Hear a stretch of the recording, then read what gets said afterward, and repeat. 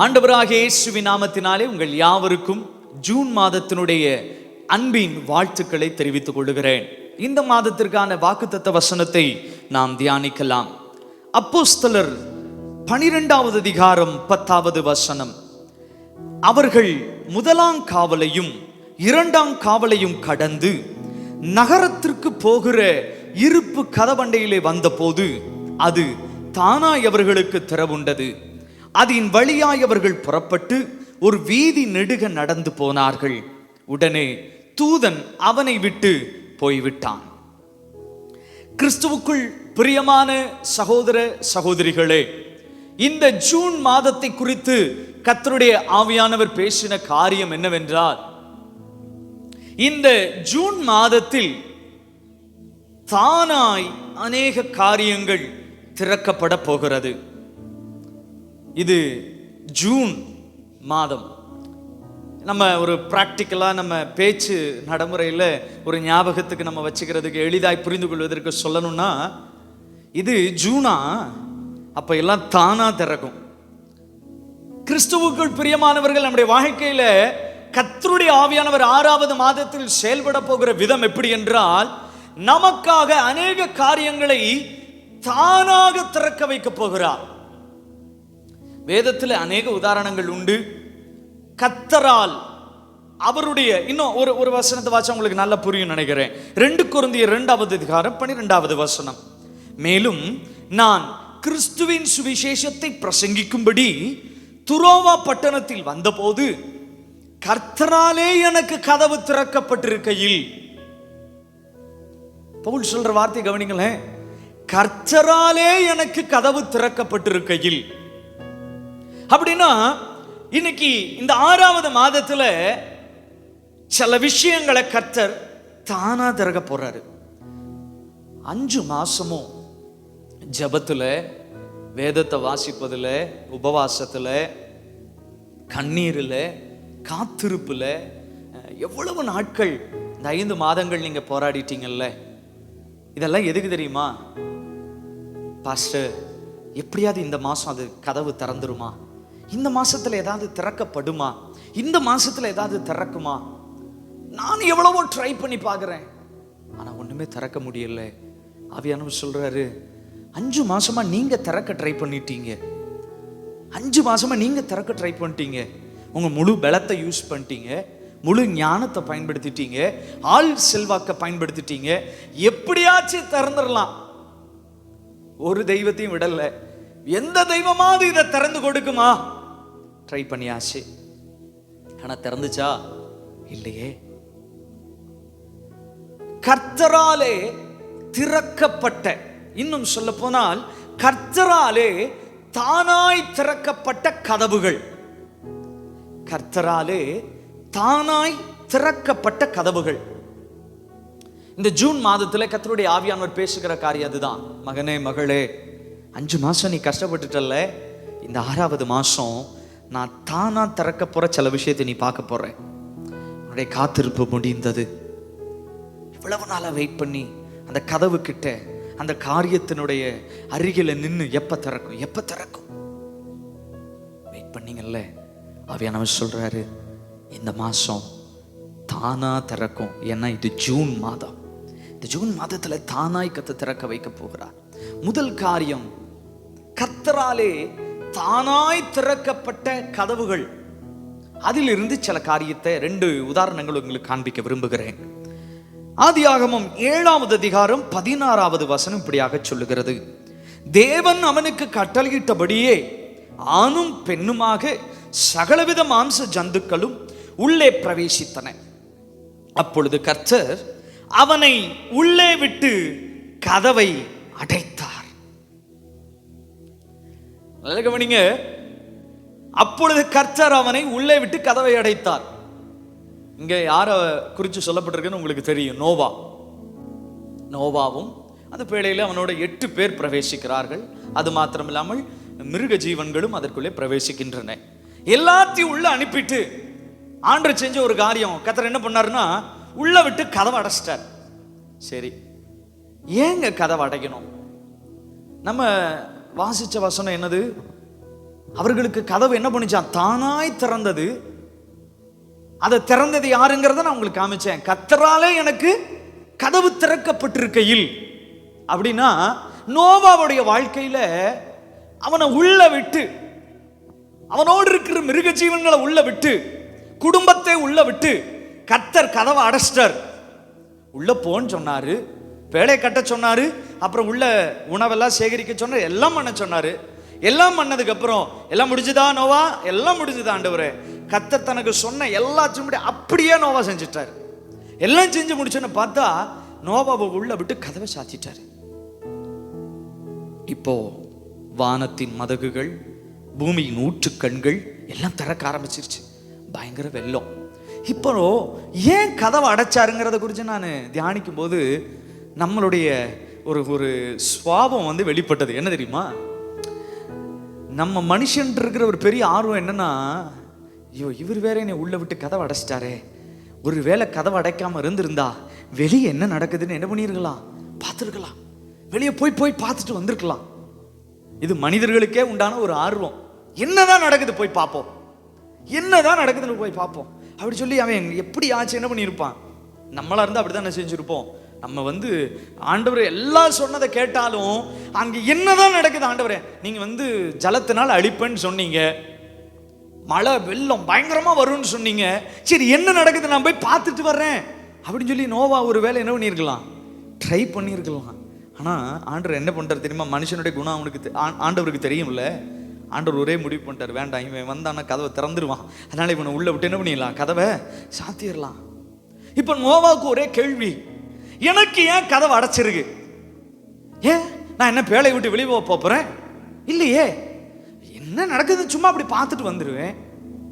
எனக்கு ஏன் கதவை அடைச்சிருக்கு?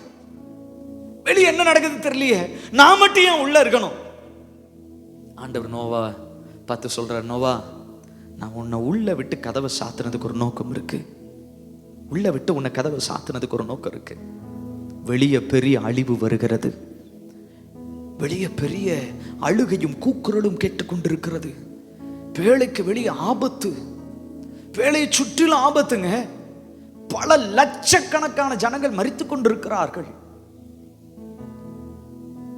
நோவாவும் அவன் குடும்பம் மாத்திரம் காப்பாற்றப்பட்டது. எப்படி தெரியுமா காப்பாற்றப்பட்டுச்சு? அதுக்குள்ள நிறைய வசனங்கள் இருக்கிறது.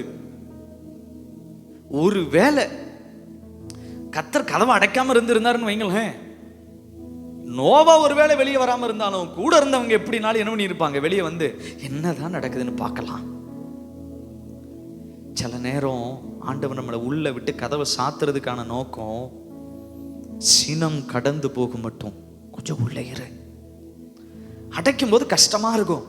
என்ன ஆண்டவரே நீர் கதவை திறக்கிறவர் தானே, நீ எப்படி ஆண்டவரை கதவை அடைக்கலாம்? இல்ல மகனே, இந்த சில நாட்கள் 5 மாசம் கடந்த 5 மாதங்கள் உங்களுக்கு எல்லாம் அடைக்கப்பட்டது போல இருந்ததா? கர்த்தராலே கதவு அடைக்கப்பட்டது. நோவா யோசிக்கிறார், ஏன் ஆண்டவரை கதவை அடைச்சிங்க? இன்னைக்கு நிறைய பேரோட கேள்வி அதுதான், ஆண்டவர் ஏன் வீட்டில் மட்டும் ஏன் இப்படி கதவை அடைச்சிங்க?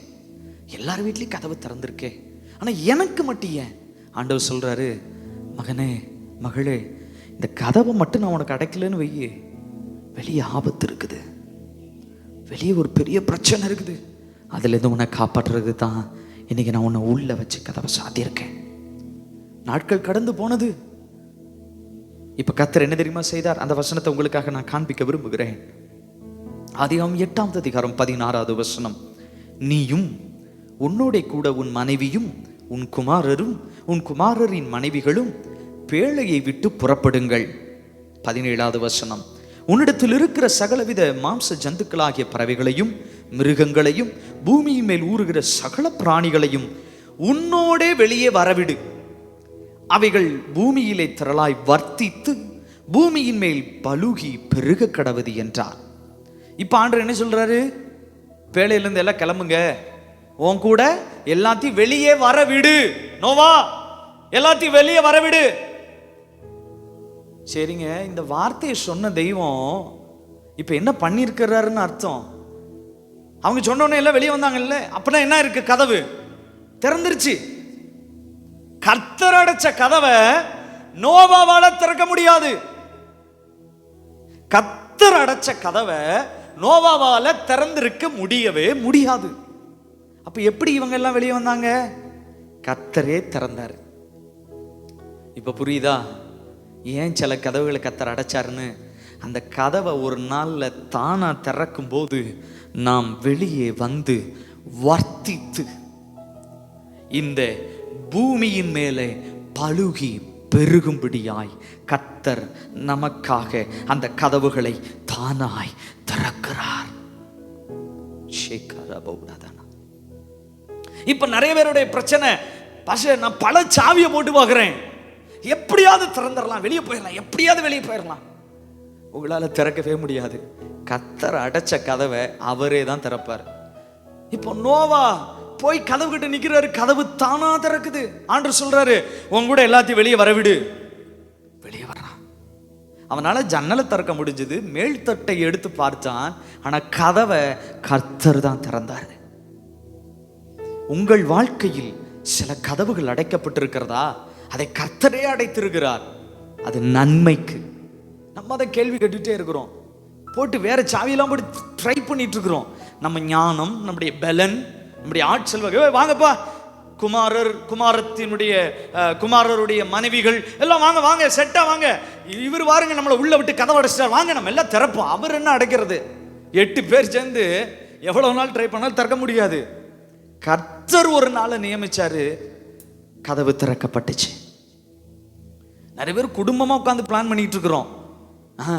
பார்க்கலாம், ஆண்டவர் தானே அடைச்சாரு, பார்க்கலாம், நான் எப்படி சாதுரியமா இதுல இருந்து வெளியே வர்றேன் பார்க்கலாம், என் பேச்சு திறமை, என் செல்வாக்கை பயன்படுத்தி எப்படி வெளியே வர்றேன்னு மட்டும் பாருங்களேன். வரவே முடியாது. ஏன்னா அடைச்சது கர்த்தர். நம்மளை பாதுகாக்கிறாருங்க. வெளியே ஒரு ஆபத்து நடந்துட்டு இருக்கு, நமக்கு அது புரியறதே இல்லை. நிறைய தேவ மனிதர்களுடைய சாட்சிகளை கேள்விப்பட்டிருக்கிறேன். சில இடங்களுக்கெல்லாம் பிரயாணப்படுறதுக்கு முயற்சி பண்ணும்போது தடையாகிரும். அப்போ ஒரே கேள்வி, என்ன ஆண்டவரே, ஊழியத்துக்கு தானே போறேன், ஏன் இவ்வளவு தடை, ஏன் அங்க போக விடாம ஆண்டவர் என்ன தடுத்தாரு? ஒரே கேள்வியா தான் இருக்கும். கடைசியில் அடுத்த நாள் செய்தியில பார்த்தா அங்க ஒரு பெரிய விபத்து நடந்திருக்கும். ஒருவேளை இந்த வண்டியில அந்த வாகனத்துல இவங்க பிரயாணம் பண்ணியிருந்தா இவங்க மறிச்சிருந்திருப்பாங்க. கர்த்தர் காப்பாற்றினார். ஆனா நம்ம எது கம்ப்ளைண்ட் பண்றோம் தெரியுமா? ஏன் பிரயாணம் வாய்க்கல, ஏன் கதவை அடைச்சிங்க, என் வீட்டு கதவை எதுக்கு அடைச்சிங்க, என் பேழையின் கதவை எதுக்கு அடைச்சிங்க ஆண்டவரே? ஆண்டவர் சொல்றாரு, மகனே, அது என்னால் அடைக்கப்பட்டது தான். அது ஏன் தெரியுமா? உன்னை பாதுகாக்க. ஒரு நாள் வரும், தானாய் திறக்கும். இந்த ஜூன் மாதத்துல தானாய் திறக்கும். வெளியே வருவோம், வர்த்தித்து பழுகி பெருகும்படி கர்த்தர் கிருபை செய்வார். அதற்காகத்தான் உள்ள விட்டு கதவை அடைச்சு பத்திரப்படுத்தினார். கர்த்தராலே எனக்கு கதவு திறக்கப்பட்டிருக்கையில் என்று பவுல் சொல்லுகிறார். நோவாவும் இதை சொல்ல முடியும். ஏன்னா இந்த கதவை அடைச்சதும் கர்த்தர், திறந்ததும் கர்த்தர். தானாய் திறந்தது.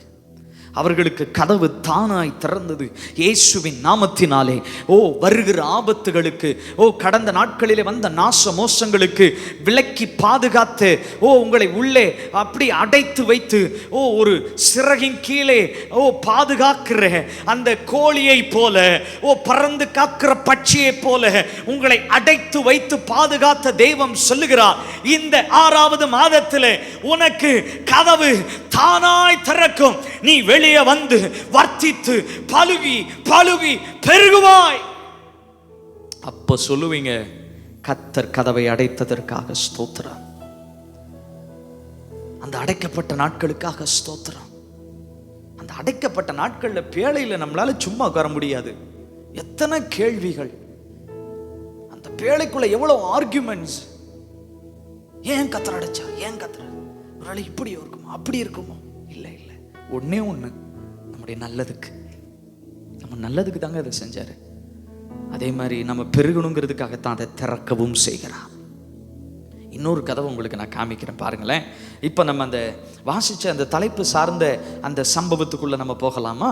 வாசிக்கலாம். அங்கே அங்கே 10வது வசனத்தில் அப்போஸ்தலர் 12:10 இப்படியா சொல்லப்பட்டது, அவர்கள் அதாவது 1ஆம் காவலையும் 2ஆம் காவலையும் கடந்து நகரத்துக்கு போகிற இருப்பு கதவண்டையில வந்த போது அது தானாய் அவர்களுக்கு திறவுண்டது.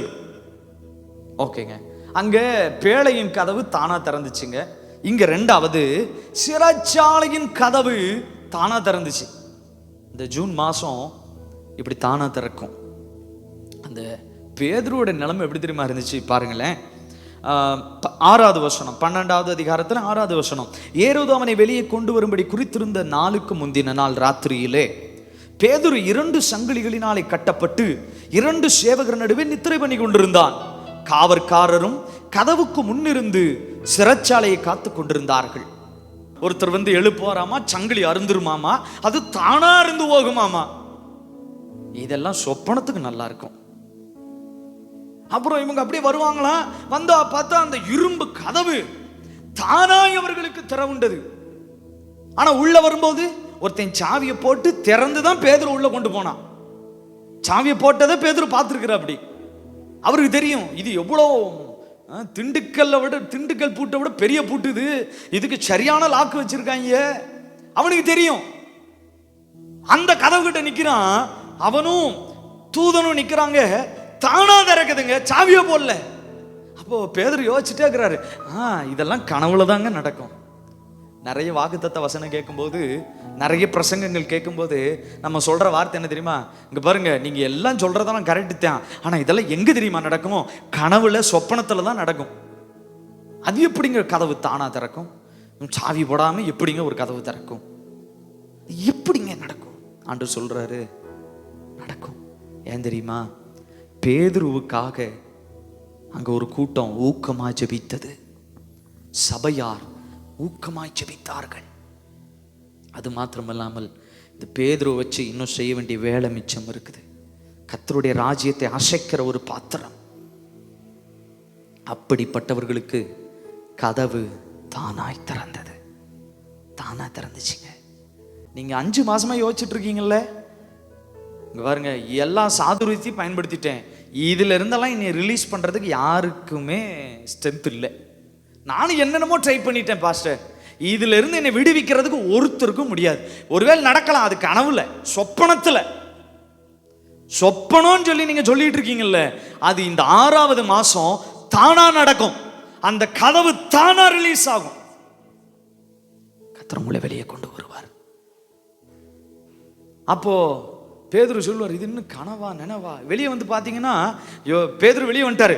வெளியே வந்தோடனே அங்கே பார்த்தீங்கன்னா 11வது வசனத்தில் பேதுருவுக்கு தெளிவு வந்த போது, ஏரோதின் கைக்கும் யூத ஜனங்களின் எண்ணங்களுக்கும் என்னை விடுதலையாக்கும்படிக்கு கர்த்தர் தம்முடைய தூதனை அனுப்பினார் என்று நான் இப்பொழுது மெய்யாய் அறிந்திருக்கிறேன். இந்த வார்த்தையை நீங்கள் எங்கிருந்து கேட்டுக்கொண்டிருந்தாலும் சரி, சில இடத்துல, சில பிரச்சனையில இதிலிருந்து ரிலீஸ் பண்றதுக்கு யாருமே வர முடியாது. இந்த கதவை திறக்கிறதுக்கு எந்த சொந்தமும் எந்த உறவுகளும் வந்து உதவியே செய்ய முடியாது. என்ன உதவி செஞ்சா கூட இது திறக்கவே வாய்ப்பில்லை பாஸ்டர், இது திறக்கவே வாய்ப்பில்லை பிரதர். ஆண்டவர் சொல்றாரு, எந்த மனுஷனாலும் முடியாது. கர்த்தர் சொல்றாரு, என் தூதனை உனக்கு அனுப்புகிறேன். நோவா, உன் பேழ கதவை திறக்கிறதுக்கு வேற யாரு வந்தாலும் முடியாது, நான் வரணும்.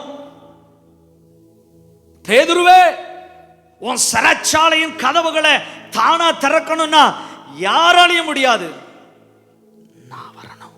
அங்க காவல் காத்தவங்களே யோசிப்பாங்க, சாவி என்கிட்ட இருக்குது, இவன் எப்படி வெளியே போனா, எப்படி திறந்தான்?